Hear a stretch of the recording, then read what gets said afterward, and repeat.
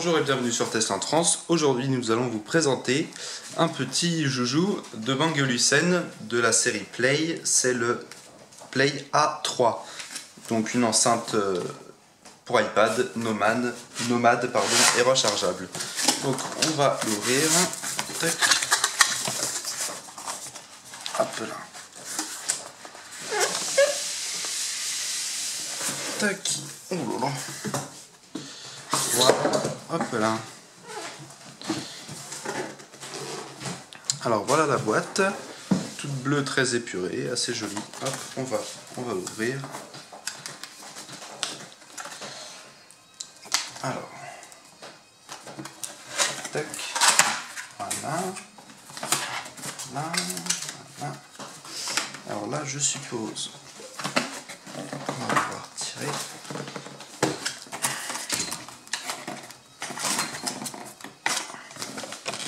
Tac, c'est bon. Ça y est. Hop. Voilà. Donc, alors ici, il me semble que c'est l'alimentation. Voilà. Alors, on va ouvrir tout ça. Tac. Donc ici, nous avons des coques pour iPad 1 et iPad 2. Et il est également compatible avec l'iPad 3. Donc ici, nous avons un petit boîtier avec plusieurs adaptateurs. Des adaptateurs de différents pays, dont européens, français. Donc hop, on va garder celui-là pour le test. Hop. Voici l'enceinte en question. Alors, hop, on s'enlève. Là, il y a des papiers Bang & Olufsen, etc.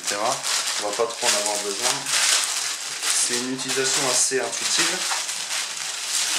Donc, voici l'enceinte. Voilà, donc c'est vraiment un support pour iPad qui va pouvoir se poser en vertical et en horizontal. Donc, c'est une enceinte qui fait 1,5 kg, qui existe en couleur noir, blanc ou rouge. Ici nous avons la version noire. Donc elle a été faite par un designer de chez Bang & Olufsen et donc elle fait à peu près, là elle fait 21 cm de haut, là elle fait 36 cm de large et de profondeur on va jusqu'à 7 cm ici. Voilà. Donc un design vraiment très épuré, pas mal du tout.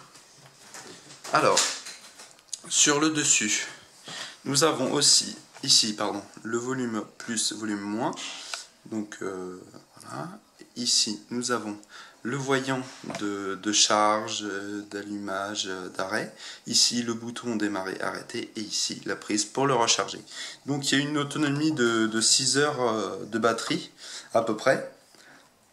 Donc pour les haut-parleurs, il y a 3 tweeters de 0,5 pouces et un haut-parleur de basse qui se trouve ici, à la partie la plus grosse, qui fait 2 pouces de diamètre. Voilà, donc le tout ça fait 35 watts. Ça consomme 35 watts sur la batterie et en même temps quand il se recharge, il recharge en même temps l'iPad quand il y est connecté. Donc on va mettre l'iPad 1 dedans, on l'enclenche comme ça et on va avoir le petit loquet tac pour le verrouiller. Voilà, donc là il est sur batterie, on peut le recharger ici comme je vous l'ai dit précédemment, on va juste l'allumer, le petit voyant ici s'allume, voilà. Et on va pouvoir régler le volume ici. Donc on va mettre sur lecture.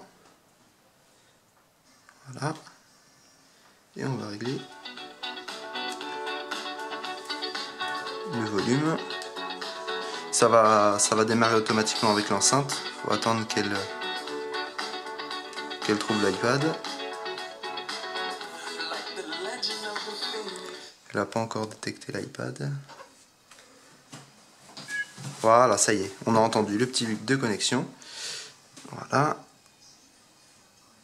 Tac, et c'est parti.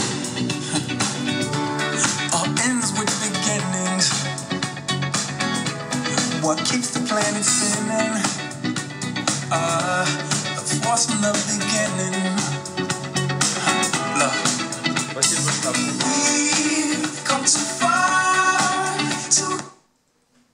Ah oui, j'ai baissé. Donc quand on appuie beaucoup sur le bouton moins, quand on appuie longtemps, ça coupe complètement le volume. Donc il faut vraiment faire des petits à-coups comme ça.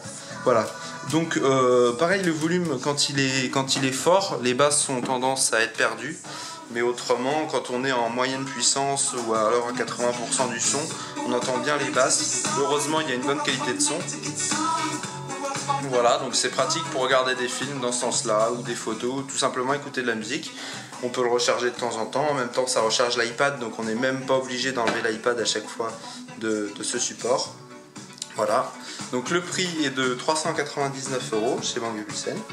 C'est une très bonne enceinte, efficace, et heureusement, pour le prix, on a quand même la qualité et le design qui va avec, mais ça, c'est Bang & Olufsen, ils sont reconnus pour ça. Merci beaucoup et à bientôt.